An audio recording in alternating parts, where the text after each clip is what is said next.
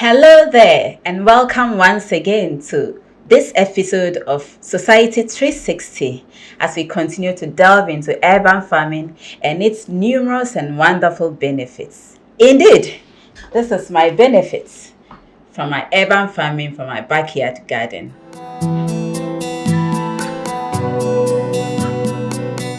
Today, we look more at some benefits of urban farming. With the current economic conditions, despite the dollar rate decreasing, we only have to continue to press more on more production of food for our benefits.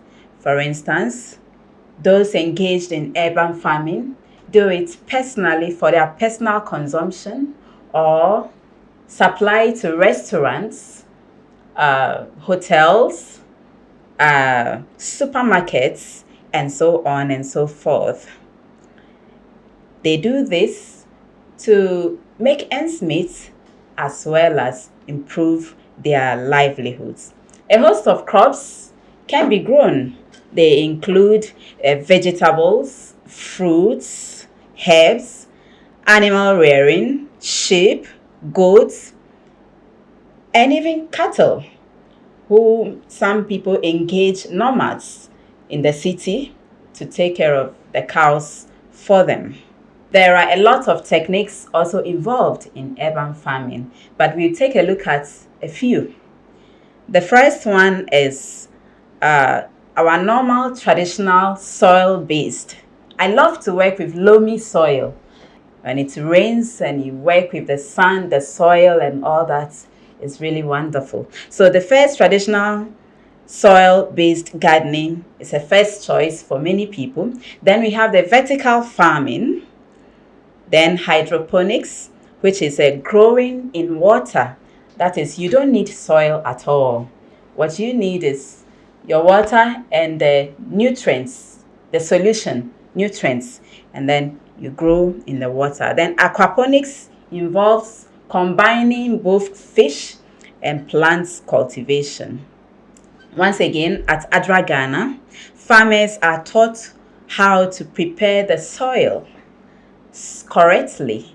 That is, you are taught when you are about to start this kind of urban farming or vertical farming, where you don't even need much land. What you need is your gallons. These Kufor gallons that we all know have come. You cut them up horizontally and vertically, and then you pour in your treated soil.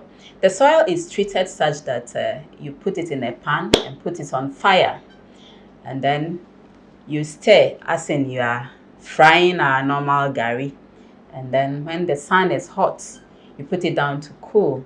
It kills nematodes and other organisms that when you plant in the soil would destroy your seedlings.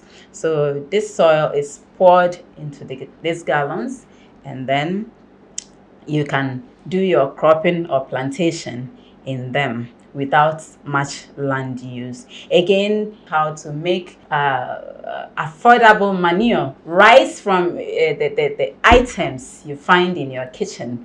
The food peelings like cassava peels, vegetable leftovers like contumely, when you cut the edges off that you don't want, make it into manure.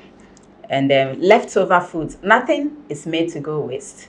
And then it goes beautifully into your manure that you can use to put in your soil and make more nutrients for your plants.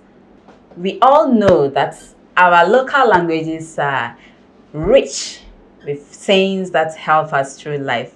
Kakra ayebedinti na yebre is another beautiful Akan saying, meaning for the little that we eat, we suffer. So indeed, all the labors of man hinge on what he will put on, the food he will put on table and eat. That is why agric is very important. And in this case, urban farming. Urban farming, when encouraged, goes a long way for our own good. For instance, the UN, the United Nations, has a food insecurity or security as one of the challenges it is trying to solve day in, day out. In war-torn nations, people are still hungry, and it's important that urban farming is encouraged. When encouraged, it goes a long way to increase food production and sustain food security.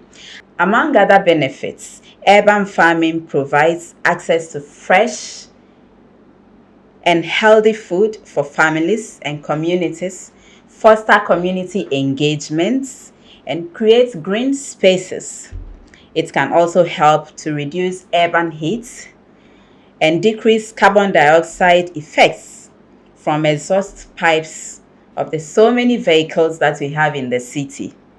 It increases oxygen production and fresh air availability for the general health of the populace. Also, there is financial benefit or stability for those engaging in urban farming for commercial purposes, whilst those benefiting from their homes will also make a lot of savings from the money that they would have used to purchase food. Thank you once again for watching this episode. Kindly share, subscribe, and like, and stay tuned for our next episode or expose on urban farming. Bye bye.